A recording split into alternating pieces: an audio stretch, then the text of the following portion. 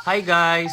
So today tingnan natin ano ba tong pinagkakaguluhan na product ng TDD Philippines, yung TDD Night Ranger.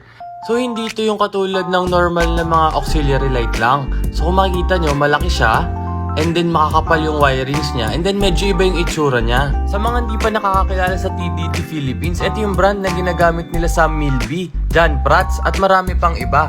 So itong TDD Night Ranger, ito yung bestseller nila. So tara, tingnan natin ano bang meron dito. Yan tignan nyo kung gaano kalawak yung sakop ng ilaw. Di nakasya sa camera. Wall shot pa lang yan, paano pa kaya sa daan? Tingnan natin.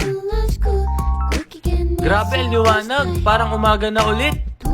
Dun sa mga mahilig mag night rides at long ride sa gabi, kailangan nyo tong ilaw na to. Grabe, hindi kayo mapapahiya kahit saan kayo magpunta. Yan ang dami na talagang nakagamit nitong product na to.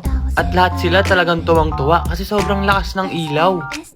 Sa lahat ng motor pwede to, big bikes, small bikes, scooters, classics, lahat pwede. Meron din siyang iba't ibang modes. Kung ayaw mo lagi ng sobrang lakas, meron siyang mas mga mahinang modes. Wala ka na talagang ibang hahanapin pa dito sa TDD Night Ranger. Pero kung gusto mo pa tumingin ng ibang ilaw, marami pa sila. Tignan nyo lang sa website nila sa tddphilippines.com. Sana natulungan ko kayo sa pagpili ng ilaw. Ride safe mga paps!